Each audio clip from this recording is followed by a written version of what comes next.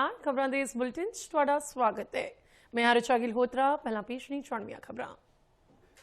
5 देशों के दौरे ते रवाना हुए पीएम मोदी सब तो पहला पहुंचणगे यूएई, मगरों नीदरलैंड, सिडनी, स्वीडन और नॉर्वे जाणगे प्रधानमंत्री। इटली विच होवेगा आखिरी पड़ाव।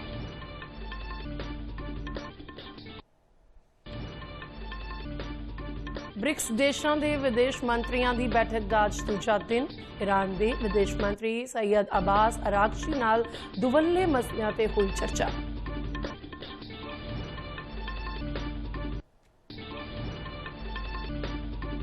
अमित शाह ने क्रांतिकारी सुखदेव थापर नूं जयंती मौके कीता नमन। देशभक्ति अते कुर्बानी नूं कीता सिजदा। राष्ट्रपति नूं नौजवानां लई राह दसेरा दस्सिया।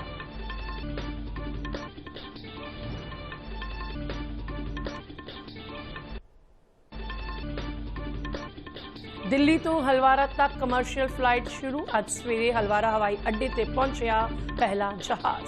केंद्रीय राज्य मंत्री रवनीत सिंह बिट्टू भी रहे मौजूद।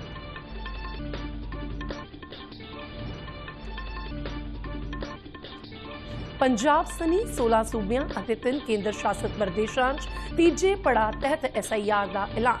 सूबे विच 24,453 बूथ पद्धर के अधिकारी जाणगे घरों घरी। 2,14,56,297 वोटरां दे अंकड़े करनगे एकत्र। पंजाब दियां अंतिम वोटर सूचियां 1 अक्तूबर नूं होणगियां प्रकाशित।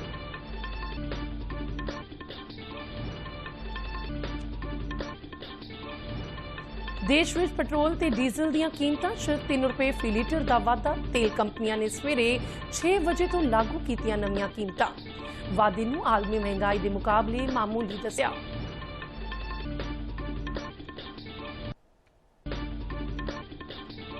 मौसम विभाग वालों पंजाब च जबरदस्त गर्मी पैण दा अलर्ट जारी। भलके तो पारा 304 डिग्री सेल्सियस तक वधन की संभावना। सेहत माहिरां वालों दोपहर वेले बेलोड़े सफर तो बचण की सलाह। ते हुण खबरां विस्तार नाल। प्रधानमंत्री नरेंद्र मोदी आज संयुक्त अरब अमीरात यानी यूएई, नीदरलैंड, स्वीडन, नॉर्वे और इटली के 6 दिना दौरे लिए रवाना रहे ने।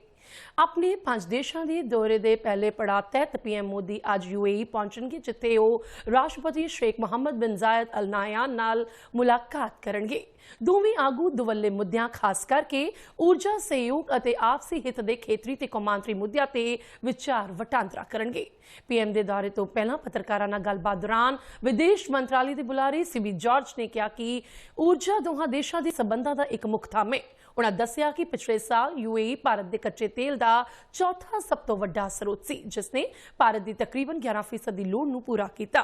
उन्होंने दस्सिया कि भारतीय कंपनियां ने Abu Dhabi national oil company gas नाल तकरीबन 45 लाख मीट्रिक टन सालाना लई लंबे समय के LNG समझौते किए ने।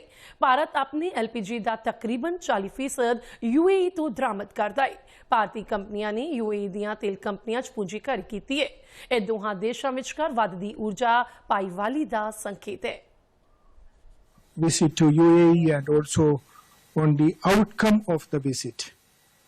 As I briefed in my opening remarks, we have a very concrete agenda covering the entire spectrum of bilateral relationship with each of the countries, with the UAE, with the Netherlands, with the Sweden and Norway, and of course the other members of the Nordic countries. We have a very concrete agenda which is included in the discussions and also engagement with the business community in these places. प्रधानमंत्री मोदी का संयुक्त अरब अमीरात का 8वां दौरा है। UAE विच भारत के राजदूत दीपक मित्तल ने कहा कि पीएम का दौरा अजिहे समय हो रहे जदों एक खेतर कई चुनौतियों का सामना कर रहा है। प्रधानमंत्री के दौरे दौरान दोहां देशों विचकार ऊर्जा सुरक्षा, पूंजीकारी, तकनोलॉजी ते रणनीतिक भाईवाली नूं मजबूत करने के ढंग तरीकों बारे अहम उपराले किए जाने की संभावना है। प्रधानमंत्री जी स्वयं एक रूबरू मिलकर हिज़ाइना शेख मोहम्मद के साथ पूरी परिस्थिति के बारे में विचार आदान प्रदान करेंगे। और उसके साथ साथ ये भी एक अवसर होगा जब दोनों ये भी देख सकते हैं कि कैसे हमारी कॉम्प्रिहेंसिव स्ट्रेटेजिक पार्टनरशिप है जो उन्होंने खुद बनाई है, सवारी है, तो उसके ऊपर उसको कैसे और डीपन किया जा सकता है, उसको कैसे नए आयाम उसके साथ जोड़े जा सकते हैं। ਜ਼ਿਕਰਯੋਗ ਹੈ ਕਿ ਪੀਐਮ ਦੇ ਦੌਰੇ ਤੋਂ ਪਹਿਲਾਂ ਇੱਕ ਅਹਿਮ ਖਬਰ ਸਾਹਮਣੇ ਆਈ ਹੈ। ਭਾਰਤ ਅਤੇ ਯੂਏਈ ਦੀ ਦੋਸਤੀ ਨੇ ਨਵਾਂ ਇਤਿਹਾਸ ਰਚ ਦਿੱਤਾ ਹੈ। ਆਪ ਅਤੇ ਦੋਹਾਂ ਦੇਸ਼ਾਂ ਵਿਚਕਾਰ ਦੁਵੱਲਾ ਵਪਾਰ $100 ਅਰਬ ਦੇ ਜਾਦੂਈ ਅੰਕੜੇ ਨੂੰ ਪਾਰ ਕਰ ਗਿਆ ਹੈ, ਜਿਹੜਾ ਸਾਲ 2022 ਚ ਹੋਏ CEPA ਸਮਝੌਤੇ ਤਹਿਤ ਨਿਰਧਾਰਤ ਸਮੇਂ ਤੋਂ 5 ਸਾਲ ਪਹਿਲਾਂ ਹਾਸਲ ਕਰ ਲਿਆ ਹੈ। ਨਵੀਂ ਦਿੱਲੀ 'ਚ ਬ੍ਰਿਕਸ ਦੇ ਵਿਦੇਸ਼ ਮੰਤਰੀਆਂ ਦੀ ਚੱਲ ਰਹੀ ਬੈਠਕ ਦਾ ਅੱਜ ਦੂਜਾ ਦਿਨ ਹੈ। ਪਹਿਲੇ ਦਿਨ ਪ੍ਰਧਾਨ ਮੰਤਰੀ ਨਰਿੰਦਰ ਮੋਦੀ ਨੇ ਬ੍ਰਿਕਸ ਦੇਸ਼ਾਂ ਦੇ ਵਿਦੇਸ਼ ਮੰਤਰੀਆਂ ਨਾਲ ਗੱਲਬਾਤ ਕੀਤੀ। ਇਸ ਦੌਰਾਨ ਉਨ੍ਹਾਂ ਕਿਹਾ ਕਿ ਇਸ ਸਾਲ ਭਾਰਤ ਦੀ ਪ੍ਰਧਾਨਗੀ ਹੇਠ ਬ੍ਰਿਕਸ ਦੇਸ਼ ਸਾਰਿਆਂ ਦੇ ਹਿੱਤਾਂ ਦੇ ਵਿਕਾਸ ਨੂੰ ਮਜ਼ਬੂਤ ਕਰਨ, ਟਿਕਾਊ ਵਿਕਾਸ ਨੂੰ ਹੱਲਾਸ਼ੇਰੀ ਦੇਣ, ਆਰਥਿਕ ਲਚਕੀਲਾਪਨ ਵਧਾਉਣ ਅਤੇ ਵਧੇਰੇ ਸਮਾਵੇਸ਼ੀ ਆਲਮੀ ਵਿਵਸਥਾ ਬਣਾਉਣ ਲਈ ਮਿਲ ਕੇ ਕੰਮ ਕਰ ਸਕਣਗੇ। ਨਵੀਂ ਦਿੱਲੀ 'ਚ ਪੀਐਮ ਮੋਦੀ ਨਾਲ ਮੁਲਾਕਾਤ ਕਰਨ ਆਏ ਬ੍ਰਿਕਸ ਦੇਸ਼ਾਂ ਦੇ ਵਿਦੇਸ਼ ਮੰਤਰੀਆਂ ਅਤੇ ਡੈਲੀਗੇਸ਼ਨਾਂ ਦੇ ਮੁਖੀਆਂ ਨਾਲ ਗੱਲਬਾਤ ਦੌਰਾਨ ਉਨ੍ਹਾਂ ਕਿਹਾ ਕਿ ਬ੍ਰਿਕਸ ਉੱਭਰ ਰਹੇ ਅਰਥਚਾਰਿਆਂ 'ਚ ਸਹਿਯੋਗ ਨੂੰ ਅੱਗੇ ਵਧਾਉਣ ਅਤੇ ਗਲੋਬਲ ਸਾਊਥ ਦੇ ਦੇਸ਼ਾਂ ਦੀਆਂ ਆਸਾਂ ਉਮੀਦਾਂ ਨੂੰ ਆਵਾਜ਼ ਦੇਣ ਲਈ ਇੱਕ ਅਹਿਮ ਮੰਚ ਵਜੋਂ ਉੱਭਰਿਆ ਹੈ। ਇਹ ਮੀਟਿੰਗ ਦਿੱਲੀ 'ਚ ਚੱਲ ਰਹੀ ਬ੍ਰਿਕਸ ਵਿਦੇਸ਼ ਮੰਤਰੀਆਂ ਦੀ ਮੀਟਿੰਗ ਤੋਂ ਹਟ ਕੇ ਹੋਈ ਹੈ।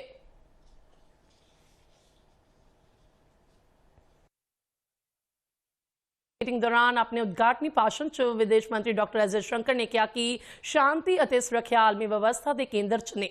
ਉਨ੍ਹਾਂ ਕਿਹਾ ਕਿ ਹਾਲ ਹੀ ਦੇ ਸੰਘਰਸ਼ ਨੇ ਸੰਵਾਦ ਅਤੇ ਕੂਟਨੀਤੀ ਦੇ ਮਹੱਤਵ ਨੂੰ ਹੋਰ ਵੀ ਵਧਾ ਦਿੱਤਾ ਹੈ।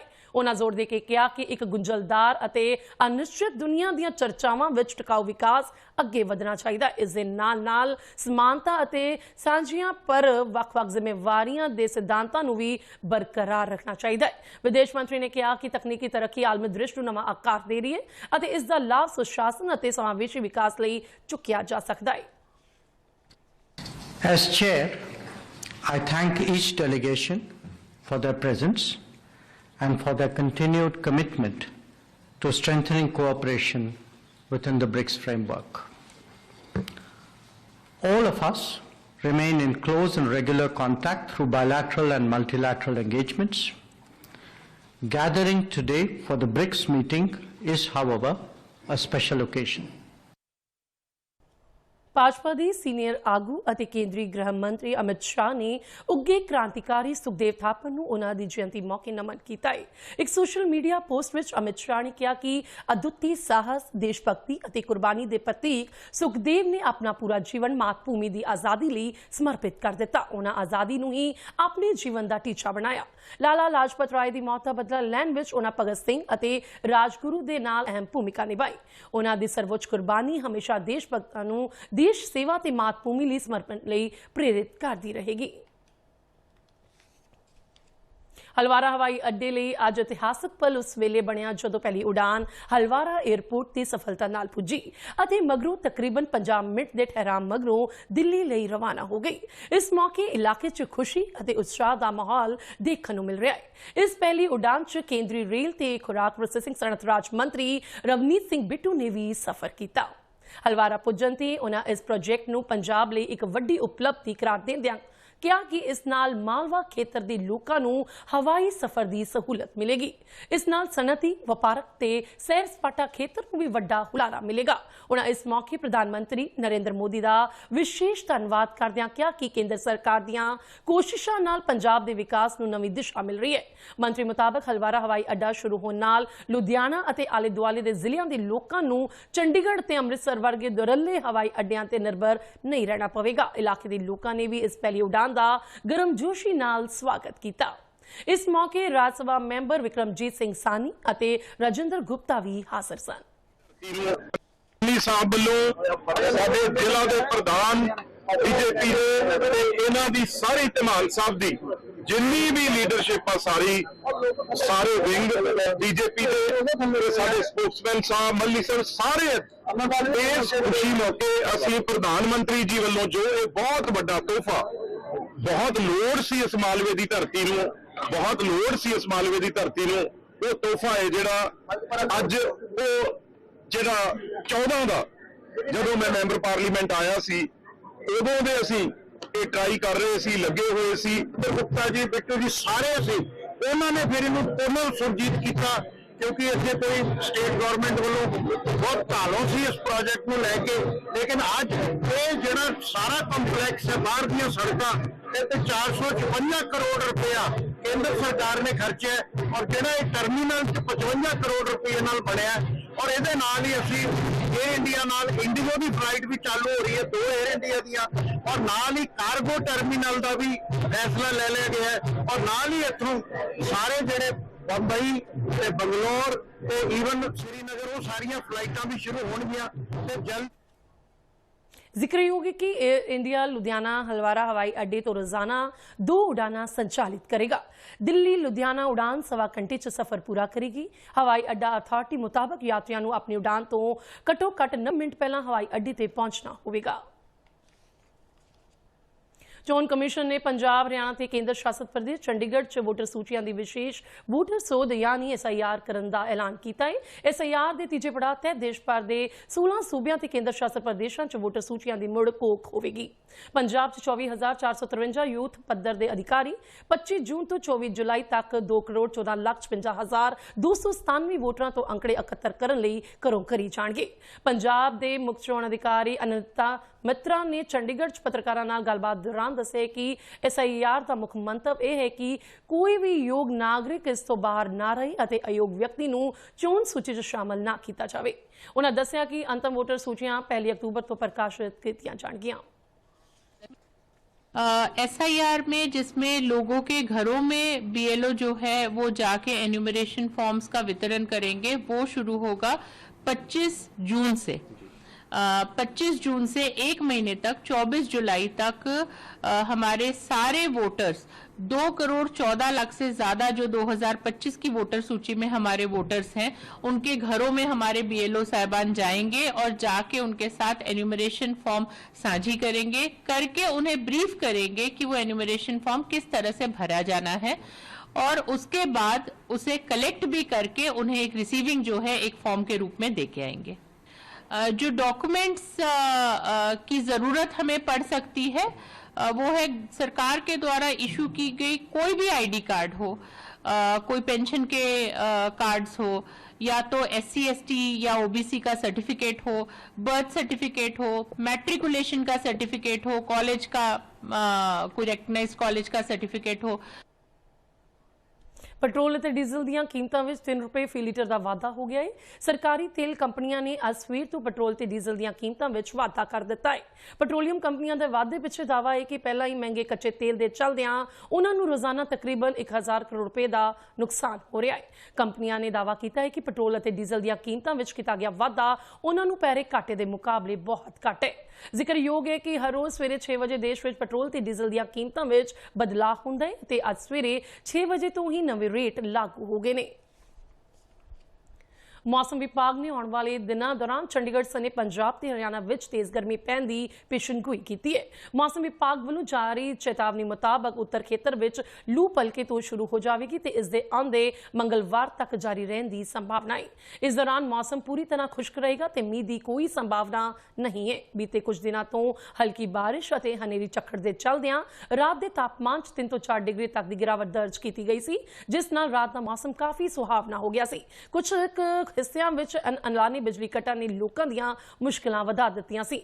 बीते दिन बठिंडा 42.7 डिग्री सैल्सीयस तापमान नाल सब तो गर्म रहा। मौसम च अचानक तब्दीली ते वादी गर्मी नाल लोगों की सेहत ते असर पैण दी संभावना जताई जा रही है। सेहत माहरां ने लोगों नूं दोपहर वेले घरां अंदर रहण दी सलाह दित्ती है। खबरों के बुलेटिन सारे दर्शक DD न्यूज़ पंजाब के YouTube channel, Facebook page, Instagram ते सोशल मीडिया प्लेटफॉर्म X ते भी देख सकते हैं।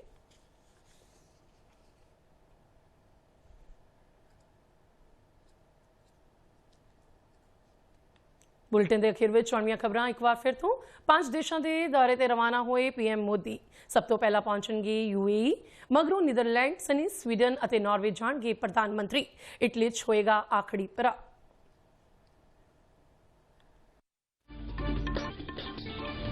बैठक का अज दूजा दिन PM मोदी ने की ब्रिक्स देशों के विदेश मंत्रियों नाल गलबात। PM बोले विकासशील देशों विचकार सहयोग वधाउण लई महत्वपूर्ण मंच है ब्रिक्स। ईरान के विदेश मंत्री सैयद अब्बास राजशी नाल दुवल्ले मसलियां ते हुई चर्चा। अमित शाह ने क्रांतिकारी सुखदेव थापर नूं जयंती मौके कीता नमन। देशभक्ति और कुर्बानी नूं कीता सिजदा। राष्ट्रभक्ति नूं नौजवानों लई राह दसेरा दस्सिया।